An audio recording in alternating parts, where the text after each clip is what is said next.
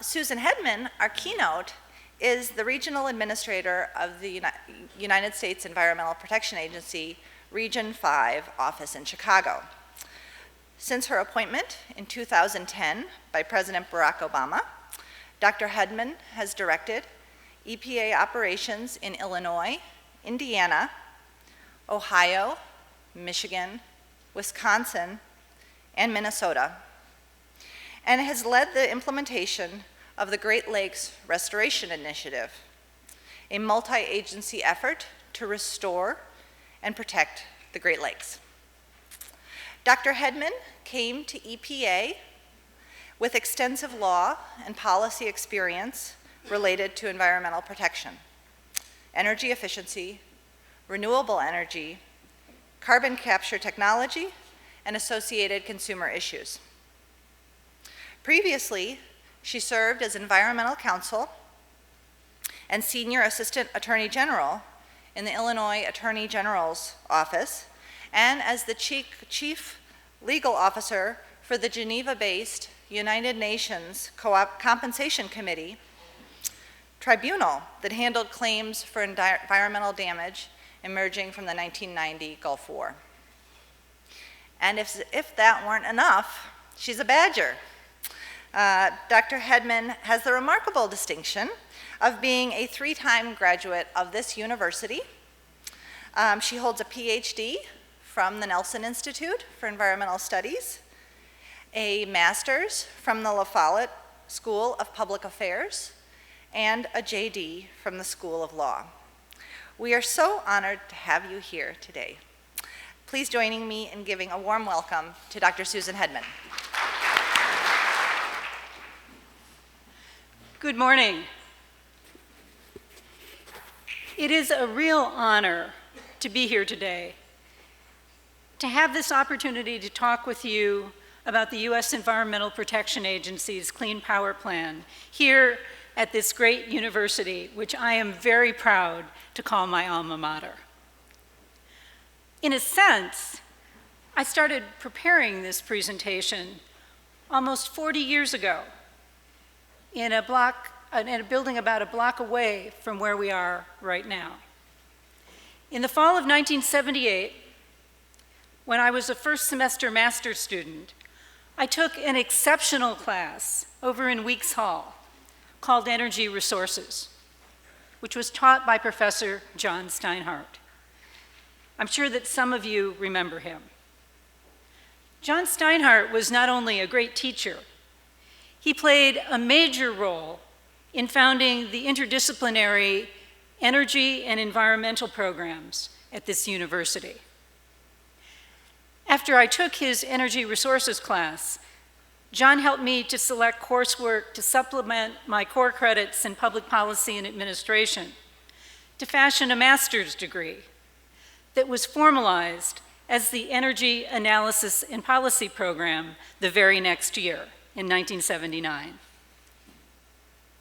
And then, John served as my major professor during my doctoral work in the newly created Institute for Environmental Studies, which he also co-founded. So I'd like to dedicate my remarks today to John Steinhardt, who sadly passed away a few years ago. I'm grateful to him for so many things, but especially for helping to prepare me and all who took his popular science and government course for the incredible challenges involved with incorporating science in government decision-making. In fact, I think of John Steinhardt quite often these days. Every time a critic of EPA's efforts to reduce carbon dioxide emissions prefaces his or her critique by declaring, "I am not a scientist." So now, let's talk about EPA's efforts to reduce carbon emissions, specifically the Clean Power Plan, which was announced in August at the White House after more than 2 years of unprecedented outreach and public engagement to gather ideas that helped EPA to develop a fair and flexible plan that will reduce carbon emissions from electric power plants and accelerate investments in renewable energy and in energy efficiency. When the Clean Power Plan was released, President Obama observed that we are the first generation on Earth to feel the effects of climate change, and we are the last generation that can do something about it. We are certainly feeling the effects of climate change. The National Oceanographic and Atmospheric Administration recently confirmed that July 2015 was the warmest month ever since we started keeping records in 1880. NOAA also tells us that 2014 ranked as the Earth's hottest year on record, and that 9 of the 10 hottest years have occurred since the year 2000. In the United States, the western part of the country has been hit by high temperatures and drought, while here in the Midwest, we've seen an increase in extreme precipitation events that overwhelm our water infrastructure, causing floods and washing sediment and fertilizer from agricultural fields into waterways, contributing to algal blooms, like the harmful algal blooms in western Lake Erie, which left 500,000 people in Toledo and southeastern Michigan without drinking water for several days last year. Extreme precipitation events also overwhelm our sewer systems, resulting in sewer overflows that contaminate our waterways. This photo shows Chicago's lakefront after a combined sewer overflow. Carbon emissions are the biggest driver of climate change, and power plants are the single largest source of carbon emissions. EPA's Clean Power Plan establishes the first ever federal limits on carbon emissions from existing fossil fuel-fired power plants. Today, I'm going to talk about the steps that EPA took to establish those emission limits and about the wide range of implementation options available to states. When I'm done, I hope that you'll be in a better position to separate fact from fiction in future discussions about the Clean Power Plan, and be better equipped to participate in processes to help choose the best options for state implementation plans. The Clean Power Plan was developed using EPA's authority under Section 111D of the Clean Air Act, which lays out a framework where EPA sets a goal and states decide how to meet that goal. In the Clean Power Plan, EPA establishes a maximum level of carbon emissions for existing power plants, and each state has the flexibility to choose a strategy to reach that goal.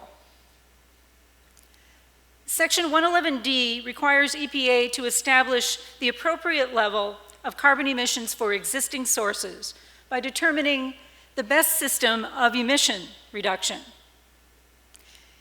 In the final Clean Power Plan, EPA determined that the best system of emission reduction consists of 3 building blocks that can be used to reduce the carbon intensity of electricity generation from existing sources.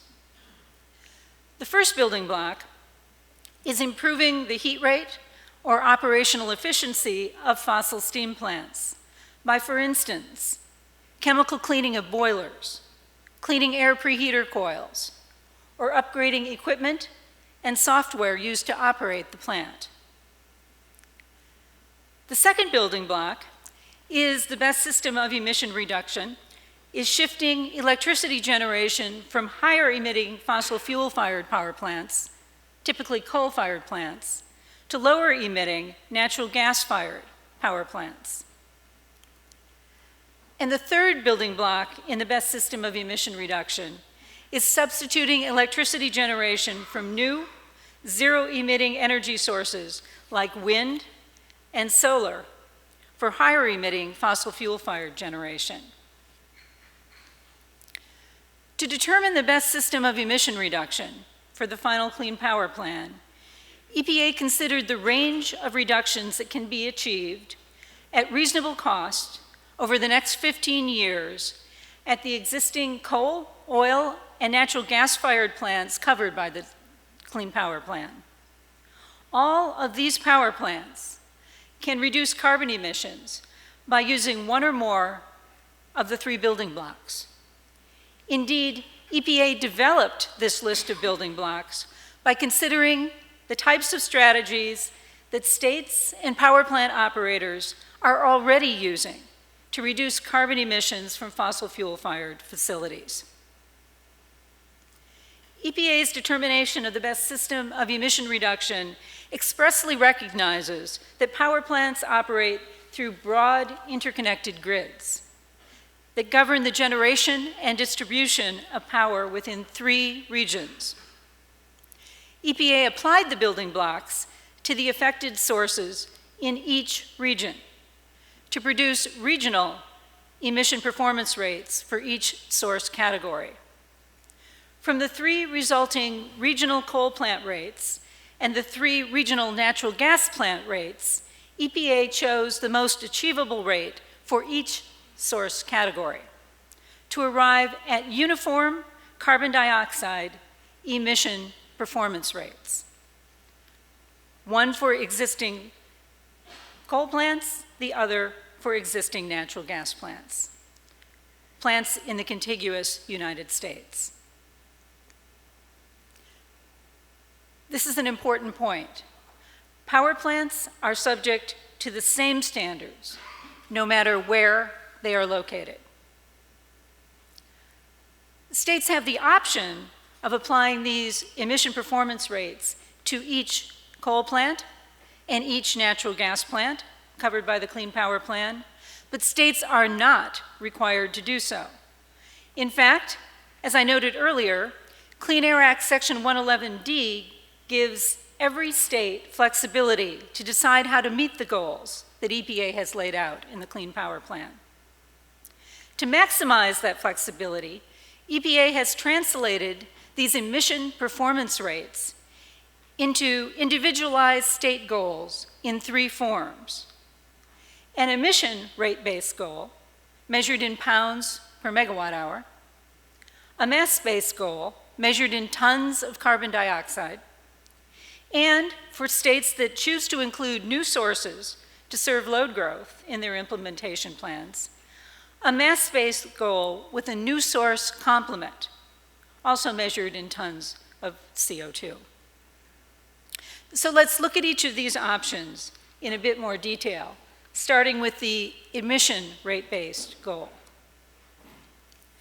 To determine a state's emission rate-based goal, EPA started with the emission performance rates that apply to every power plant in the country covered by the Clean Power Plan, and then applied those uniform emission performance rates for fossil steam units and natural gas combined cycle units to all affected sources in the state to arrive at an individualized statewide emission rate-based goal. State final emission rate goals fall in a fairly narrow band, ranging from 771 pounds of CO2 per megawatt hour to 1,305 pounds of CO2 per megawatt hour for states where all sources are coal and oil-fired plants. So for states like Idaho and Rhode Island, where all the affected sources covered by the Clean Power Plan are natural gas plants, the state emission rate-based goal that the state is required to reach by 2030 is 771 pounds of carbon dioxide per megawatt hour. In fact, Idaho and Rhode Island have the most stringent emission rate-based goal in the country because all of the affected units in these states are natural gas fired. The states with the highest emission rate-based goals are states where all the affected sources are coal-fired, states like Montana, North Dakota, and West Virginia. The emission rate-based goal for these states is 1,305 pounds of carbon dioxide per megawatt hour, and that's the least stringent goal under the final Clean Power Plan.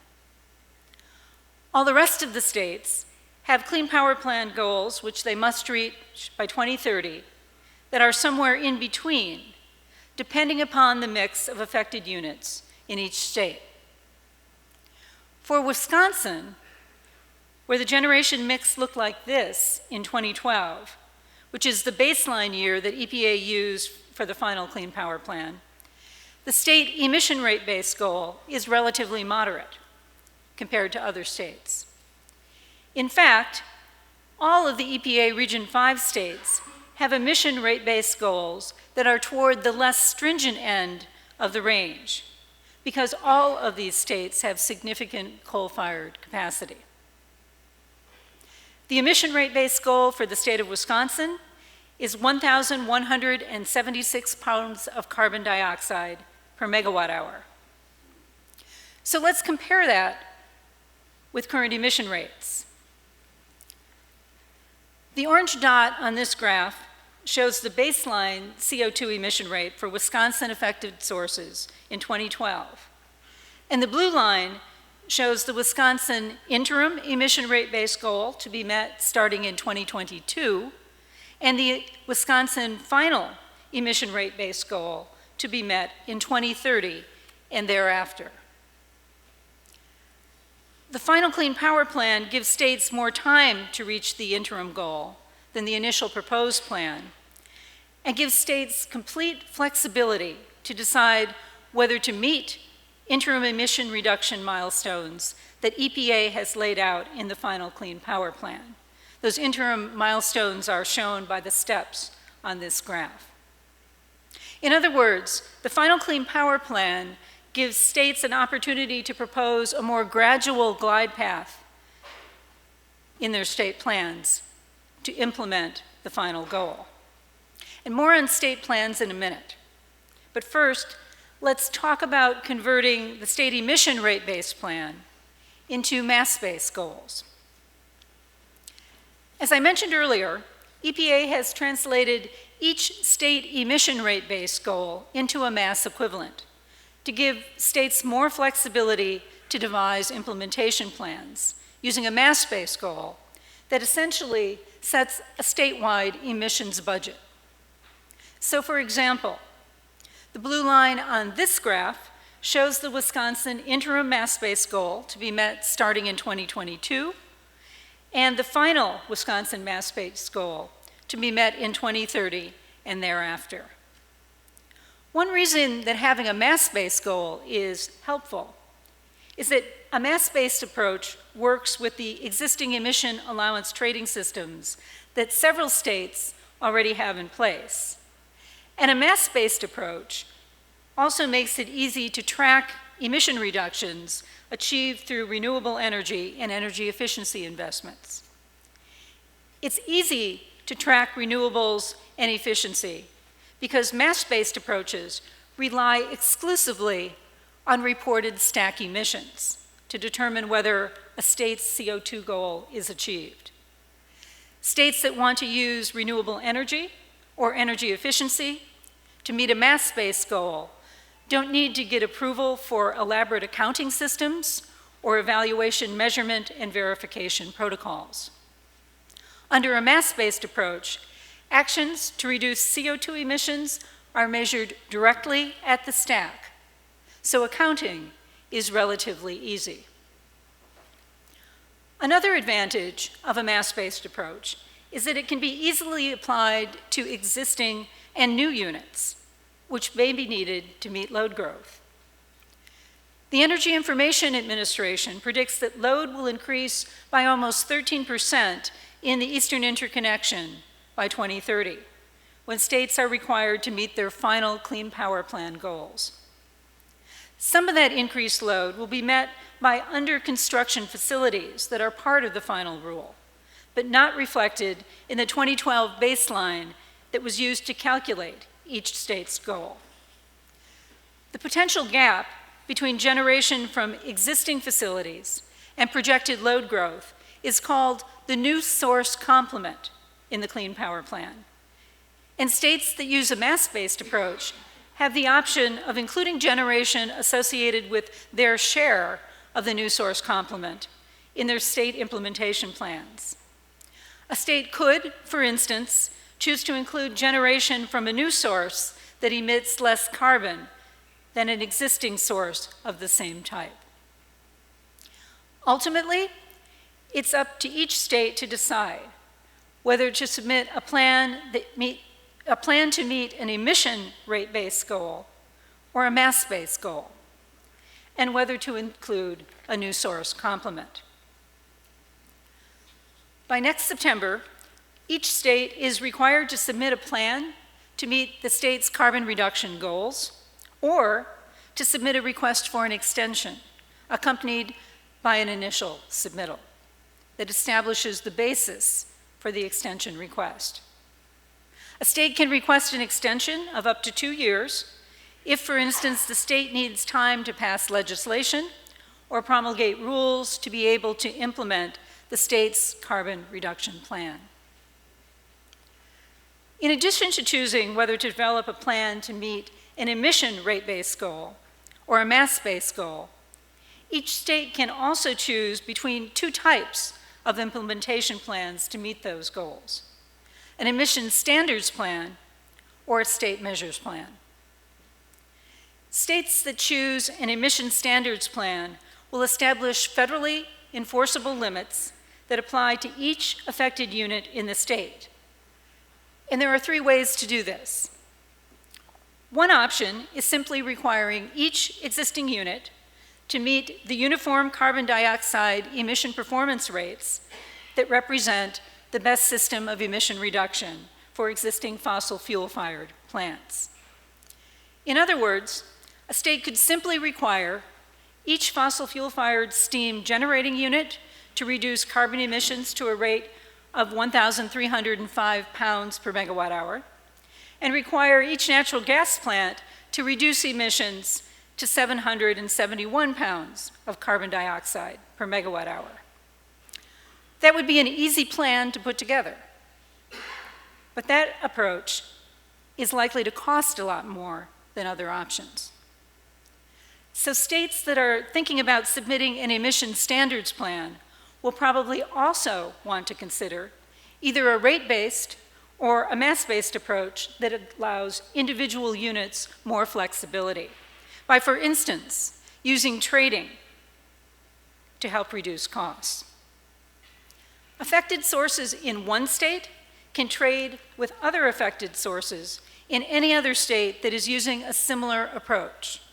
In other words, emission rate-based states can trade with other emission rate-based states, and mass-based states can trade with other mass-based states.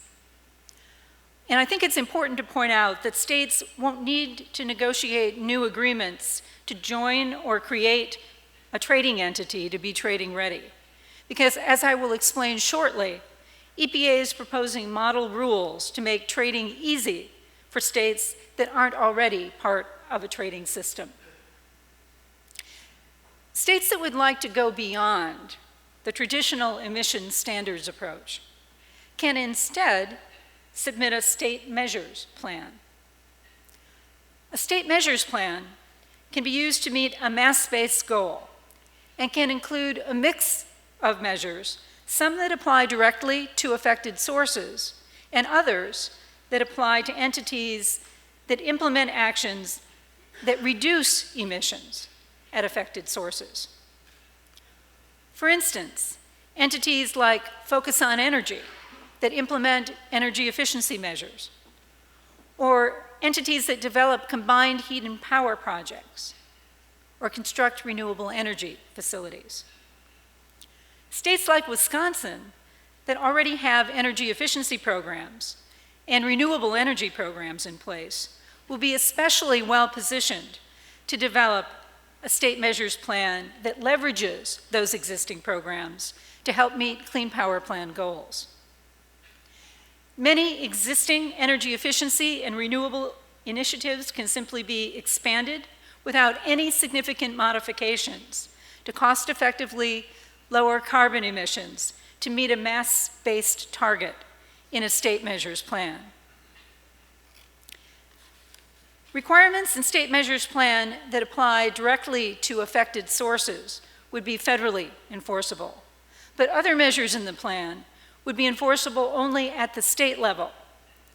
So consequently, a state measures plan must also include a backstop of federally enforceable standards that apply exclusively to affected sources and would be triggered if the state fails to achieve required emissions reductions on schedule. At this point, it should be clear that states have a lot of options that they can use to achieve their Clean Power Plan goals. They can choose whether to use an emission rate or a mass-based goal, and if they use a mass-based goal, they can submit a state measures plan instead of an emission standards plan. So what happens if a state fails to meet the deadlines to submit a state implementation plan? Of course, we hope that doesn't happen, but in case it does, EPA has developed a proposed federal plan that EPA would use for any state that fails to submit an approvable plan by the relevant deadline. EPA issued the proposed federal plan on the same day as the Clean Power Plan was released, and we are soliciting public comment on both a rate-based approach and a mass-based approach, though we may finalize a federal plan that uses only a single approach. EPA is also taking comment on proposed model trading rules, which provide a cost-effective pathway for states to adopt a trading system supported by EPA that would make it easy for states to develop plans that include trading of emission allowances and emission reduction credits. We plan to finalize both emission rate-based and mass-based model trading rules next summer.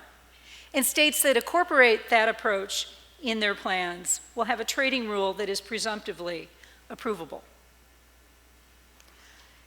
EPA plans to jumpstart the trading process by offering a clean energy incentive program, which will be a kind of matching fund through which EPA will provide matching allowances or credits to states to reward early investments in solar or wind projects that generate zero carbon electricity in 2020 and/or 2021, and to reward early investments in energy efficiency that reduce end-use energy demand in low-income communities in 2020 and/or 2021. The Clean Energy Incentive Program is designed to encourage investment in renewable and efficiency and to make it easier to meet the Clean Power Plan interim goal. But allowances and credits issued through the Clean Energy Incentive Program can be used by affected sources to comply with interim or final goals, and they can be banked. To be eligible for the Clean Energy Incentive Program, a renewable energy project must commence construction after a relevant state submits its final state plan to EPA, and efficiency projects must commence operation after the final state plan is submitted to EPA. EPA will provide matching allowances or credits to states that participate in the Clean Energy Incentive Program, up to an amount equal to 3 million tons of carbon dioxide emissions. And EPA will be taking comment on the portion of these early action allowances and credits that should be reserved for renewable projects versus low-income energy efficiency projects.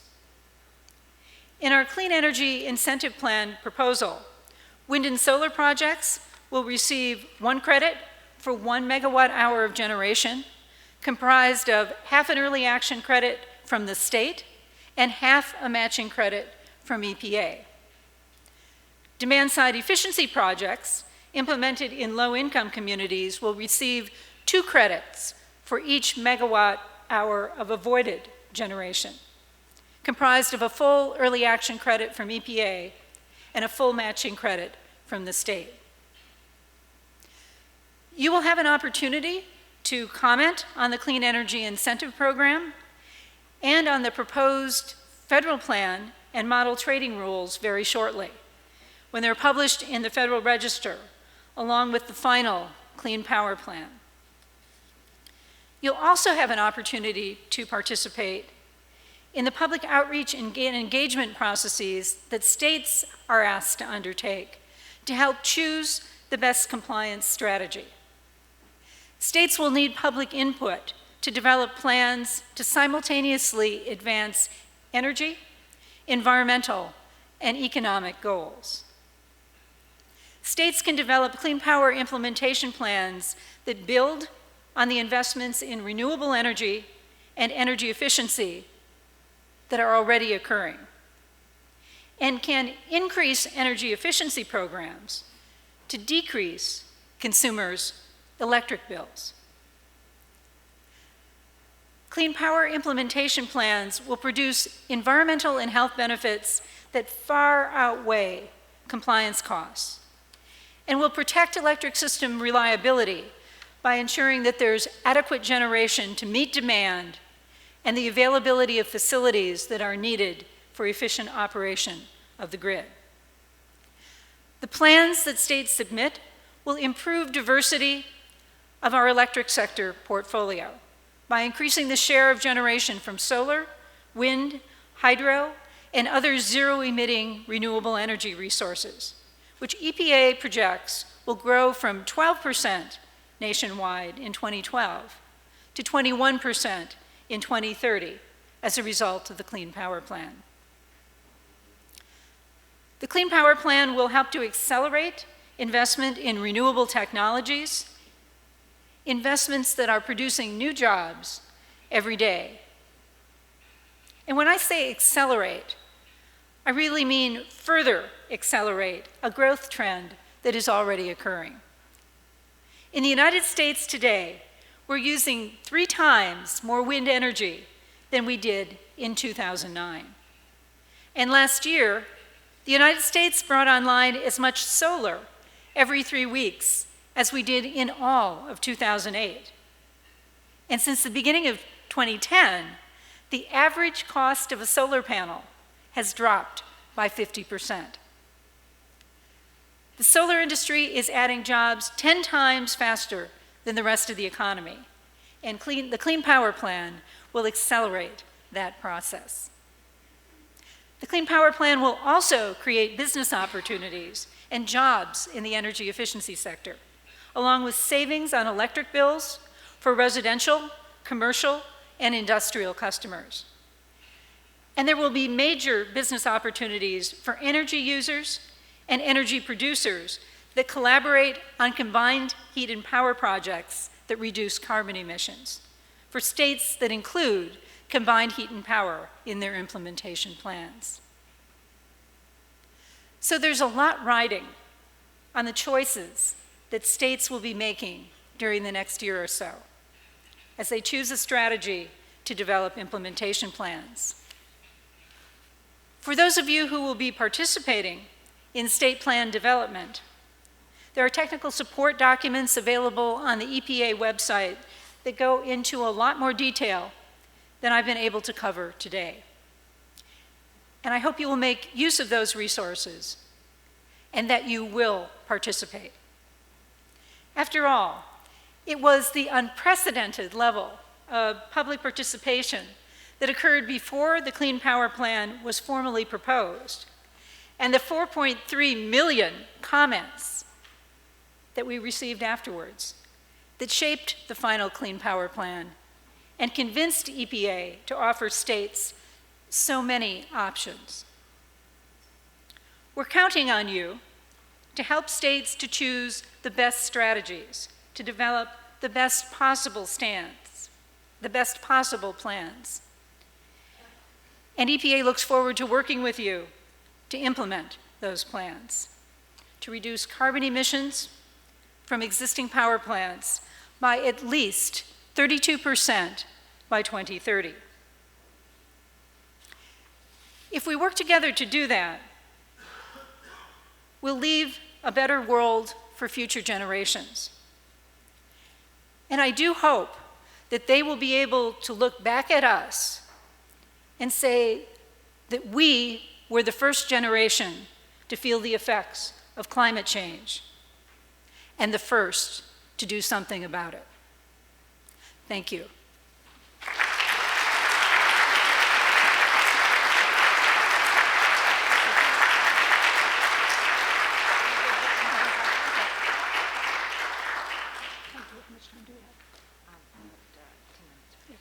All right, we have about 10 minutes for questions, if there are any questions from the audience. So the renewable projects that are eligible under the Clean Power Plan are projects that were commenced after 2012. So you can look at this in two ways. What has happened before 2012, where states have put programs in place prior to 2012, they've established the institutional architecture that they need to be in a good position to implement the Clean Power Plan. But going forward, credits can be generated only by using projects that are after 2012. I'll ask a question since there's nobody here. I was wondering, how does this interact with international efforts on climate, or do you see the U.S. moving in a direction to whatever's next internationally? So the Clean Power Plan is a major component of the commitments that the United States is able to make internationally, and the U.S. is working very hard to get ready for the talks that will be going on in Paris in December. I will point out that the Clean Power Plan is one component of a much larger effort that many federal agencies are involved in to reduce carbon emissions. DOE is very active in projects that will reduce or increase energy efficiency of everything from appliances to buildings, also promoting renewable energy. The Clean Power Plan is just one component of the U.S. commitment to reducing carbon emissions. And I think the President has pointed out repeatedly how important it is, as one of the largest carbon emitters in the world, for the U.S. to be in a leadership position in taking action to reduce carbon emissions. Hi, Susan. I was going to ask about Paris, but also to ask the long-term projections from the IPCC and the European Union are that we need to reduce emissions by up to 80% by 2050. So it sounds like we might get close, a big piece of that from coal-fired power plants. Do you have thoughts on where other major increments in reduction can come over the next 30 to 45 years? Well, one area where additional reductions can come is from the oil and gas sector. Some of you may be aware that EPA recently announced rules to reduce methane emissions in the oil and gas sector, and the work there is very important because methane is a particularly potent greenhouse gas. The methane work is complementary to the CO2 regulations. There are a number of other efforts that are going forward in a regulatory and in a voluntary way that will be very important to being able to continue to reduce emissions. Let me also say that the Clean Power Plan is designed to reduce emissions from coal plants and natural gas plants by 32% by 2030. But we fully expect that once investments in the renewable sector and the energy efficiency sector further accelerate, that it's quite possible that we will overshoot that goal and do so well before 2030. Doesn't the shift to natural gas power plants ignore the inefficiency in production of natural gas and the polluting effects? Well, there will not this does not require a shift to natural gas plants, and certainly production of natural gas is a process that EPA is also looking at. EPA is not ignoring the full life cycle of natural gas, but that is not something regulated under the Clean Power Plan. Thank you for the talk. You didn't talk too much about the nuclear power plants. Can you comment a little bit more on that? Thank you. Indeed. So nuclear is a zero-emitting carbon resource, and nuclear facilities constructed after 2012 are also eligible for inclusion in Clean Power Plan state implementation plans. I had a question. In states who might not want to be compliant with the Clean Power Plan, have you already seen any legal action to try and block its implementation? So typically, after a major new rule is announced, some opponents of the rule will take EPA to court to challenge portions of the rule. In the case of the Clean Power Plan, some states and other entities didn't wait until we finalized the rule. They actually took us to court while the rule was still in the proposal stage. Those attempts to invalidate the rule and the rulemaking process were unsuccessful. However, a number of states, including Wisconsin, have indicated that they do plan to challenge the final Clean Power Plan. And that's not unusual.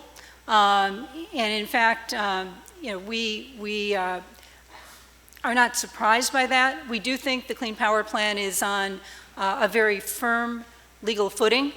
This is, after all, a basic emissions performance standard that applies to all units all across the United States in a uniform manner. That's plain vanilla Clean Air Act. And we think that we are in very good legal standing to be able to defend this rule. Let me also point out that many, if not most of the states that have indicated that they're going to be challenging the Clean Power Plan are also very actively working to develop state implementation plans. So this is not unusual for a state to challenge a rule, but also engage in the necessary steps for implementation.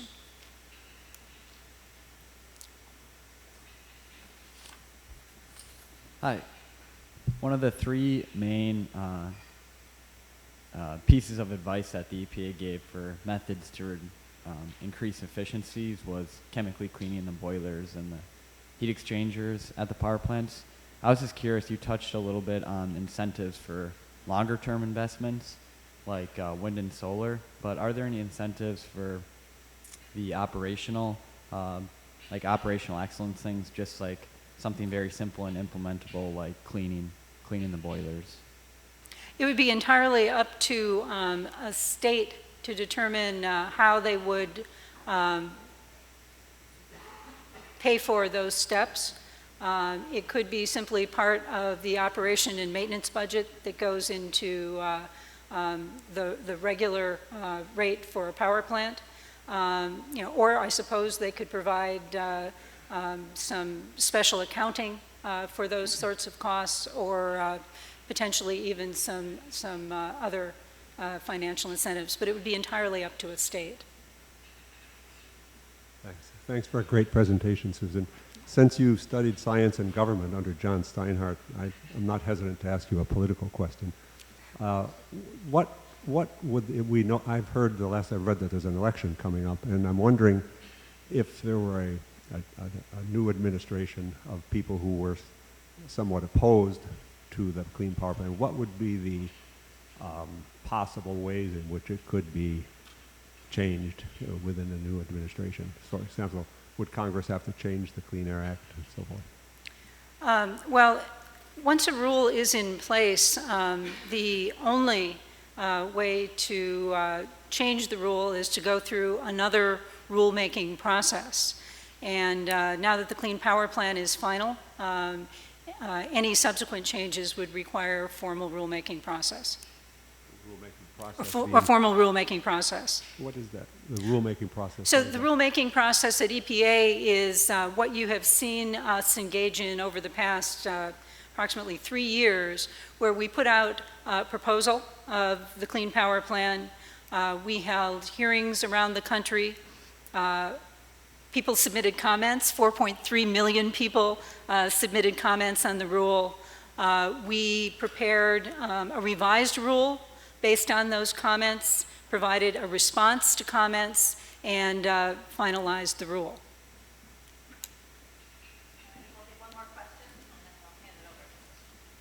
You mentioned combined heat and power systems. I was curious how that would go about in the implementation of the rule. Would you use the heat energy as something of a credit as a reduced power system, or how would that be implemented under the new ruling?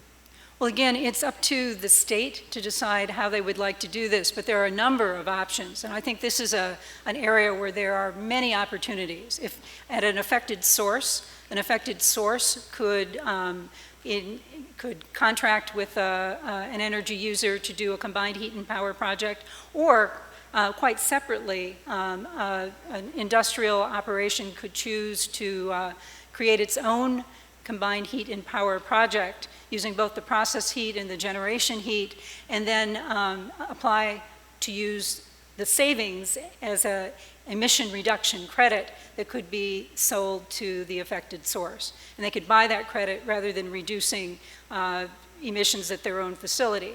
And since combined heat and power has just so many economies associated with it, it's likely that those reductions would be more cost effective in some cases than making the reductions just directly at the affected source. So I think combined heat and power is a tremendous opportunity for emission reductions, and also to create opportunities for the industrial community as well. And here in Wisconsin, where there are companies that are very heavily engaged in the combined heat and power business, it's a real business opportunity for this state. Wonderful. Thank you.